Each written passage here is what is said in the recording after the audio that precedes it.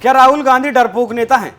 ऐसे सवाल आजकल बड़े जबरदस्त तरीके से उठ रहे हैं, लेकिन कांग्रेस का मानना है कि मोदी को अगर कोई टक्कर दे सकता है तो वो सिर्फ राहुल गांधी हैं, क्योंकि आजकल राहुल गांधी बड़े तीखे तेवरों के साथ प्रधानमंत्री मोदी पर हमला करते हैं। हालांकि अपने बयान के वो सबूत पेश नहीं कर पाते, जो वो बात बोलते हैं वो बात अलग है। लेकिन आजकल चर्चा में राहुल गांधी लगातार बने हुए हैं, क्योंकि वो आजकल अमेठी नहीं जा रहे।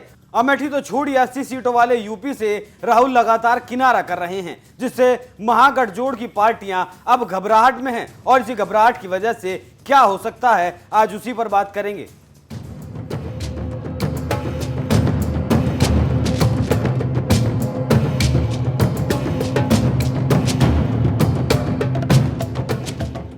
नमस्कार, एनएमएफ न्यूज देख रहे हैं आप। मैं हूं आपके साथ अभिषेक पुंडीर। एक पुरानी कहावत है कि दिल्ली का रास्ता यूपी से होकर गुजरता है। इस कहावत को शायद सब जानते हैं, लेकिन शायद राहुल गांधी अब इसे बिसरा बैठे हैं। लेकिन बीजेपी यूपी में मिशन 80 लॉन्च कर चुकी है और लगातार उस पर काम भी कर रही है। वो पुराने साथियों को लगातार जोड़ने की बात कर रही है, उन्हें लगातार जोड़ रही है और साथ के साथ मुस्लिम वोट हासिल करने के लिए भी लगातार तिगड़म लगा रही है। लेकिन इंडिया के खेमे में एक अलग ही तरह का डर का माहौल है और सवाल उठ रहे हैं कि क्या राहुल गांधी यूपी से दूर होते जा रहे हैं, क्योंकि रायबरेली और अमेठी को गांधी परिवार की पारंपरिक सीट माना जाता है। लेकिन राहुल को जब से अमेठी ने नकारा है, तब से राहुल गांधी ने अमेठी में जाकर झांक कर नहीं देखा। तो अगर वो अपनी सीट को ऐसे छोड़ सकते हैं तो यूपी को दरकिनार क्यों नहीं कर सकते। बात तो ये भी सच है कि गठबंधन देश में कितना भी जोर लगा ले, अगर यूपी में प्रदर्शन बेहतर नहीं किया तो दिल्ली का रास्ता तय नहीं कर पाएंगे। इसलिए सवाल यूपी की सियासी गलियों में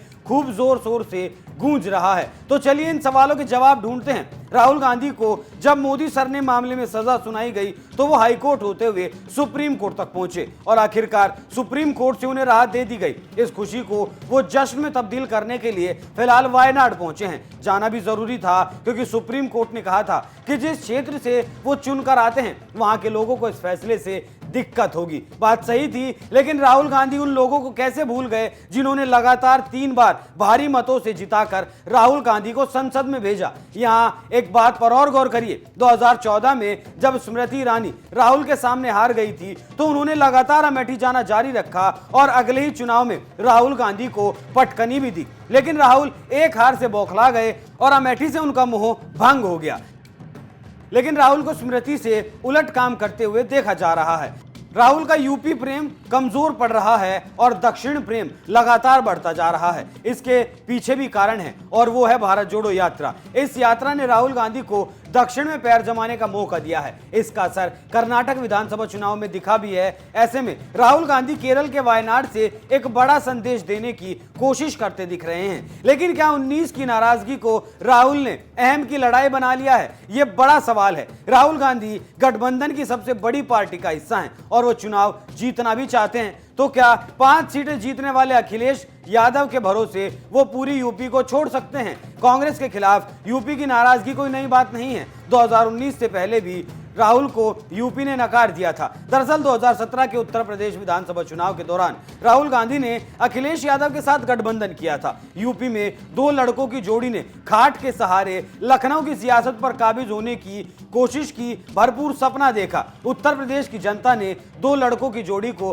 किनारे लगा दिया। बीजेपी को प्रचंड बहुमत की से सत्ता सौंपी गई। इस चुनाव परिणाम ने सबसे बड़ा झटका कांग्रेस को दिया। राहुल गांधी ने इसे अपनी हार के रूप में देखा और यही वो मौका था जब राहुल गांधी को यूपी से किनारा करते हुए देखा गया। यूपी से राहुल खिसकने लगे तो कांग्रेस ने प्रियंका गांधी पर दाव लगाया। लड़की हूं, लड़ सकती हूं जैसे स्लोगन दिए गए। कांग्रेस का उन्हें राष्ट्रीय महासचिव भी बनाया गया। पूर्वी उत्तर प्रदेश का प्रभारी तक बनाया गया। प्रियंका की उम्मीदवारी की खबरें भी लगातार आई थी, लेकिन सीधे मोदी और योगी से टक्कर थी, क्योंकि यहीं से योगी आते हैं और मोदी भी चुनकर यहीं से आते हैं। तो खतरा ज्यादा देख उम्मीदवारी तो कैंसिल कर दी गई।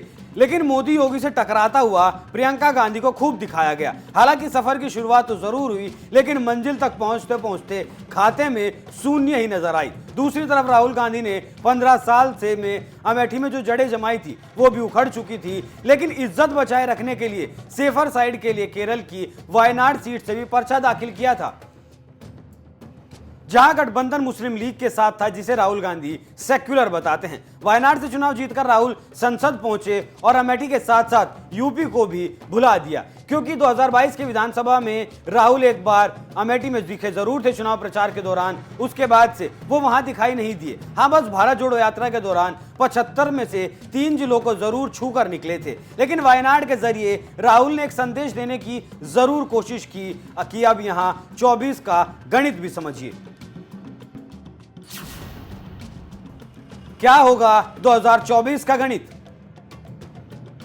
वायनाड के जरिए राहुल गांधी बीजेपी को संदेश देने की ये कोशिश कर रहे हैं कि वो दक्षिण में बीजेपी का किला ध्वस्त कर चुके हैं और कर्नाटक के रास्ते जो बीजेपी दक्षिण के दुर्ग में पैठ बनाने की कोशिश कर रही थी, उसे भी कांग्रेस ने बंद कर दिया, क्योंकि कांग्रेस ने मौजूदा अध्यक्ष मल्लिकार्जुन खड़गे भी कर्नाटक से आते हैं और साथ ही राहुल वायनाड में हर वर्ग से अब मुलाकात कर रहे हैं और वायनाड से पूरे दक्षिण को यह संदेश देने की कोशिश कर रहे हैं कि राहुल ही यहां एकमात्र रास्ता है। तो क्या राहुल गांधी बीजेपी को दक्षिण में रोककर हिंदुस्तान को जीतना चाहते हैं? क्या ऐसा संभव है? आखिर कौन सा सपना देखकर कांग्रेस ऐसी रणनीति बना रही है? एक तरफ गठबंधन यूपी में सक्रियता बढ़ाना चाहता है, तो वहीं राहुल यूपी से दूरी बना रहे हैं। तो ऐसे में गठबंधन का भविष्य क्या होगा, अंदाजा लगाया जा सकता है, क्योंकि राहुल गांधी की यूपी को लेकर अभी तक कोई रणनीति सामने नहीं आई है। हालांकि इंडिया की सहयोगी सपा और राष्ट्रीय लोकदल जरूर जमीन पर काम कर रही हैं। तो क्या ऐसा समझा जा सकता है कि राहुल ने यूपी को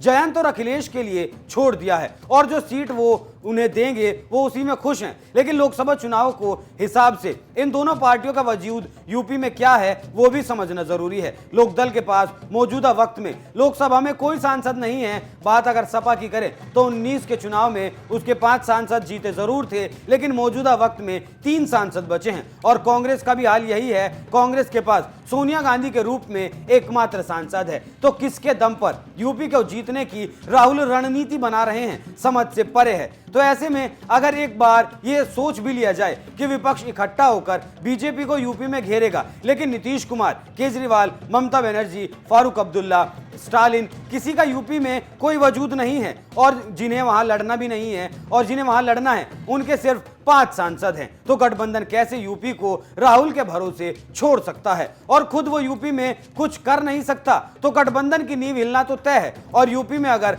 हार होती है तो सारा ठीकरा राहुल गांधी के सिर फोड़ा जाएगा, जो कि तय लग रहा है। इसी के लिए गठबंधन में हड़कंप मचा है। एक झटके में बीजेपी पूरे विपक्ष को धाराशाही कर सकती है। राहुल को अमेठी और यूपी से रिश्ता तोड़ना कितना भारी पड़ने वाला है वो इस आम चुनाव में पता चलने की पूरी उम्मीद है। आप राहुल के इस रवैये पर क्या राय रखते हैं? अपनी राय हमें कमेंट कर जरूर बताएं। नमस्कार।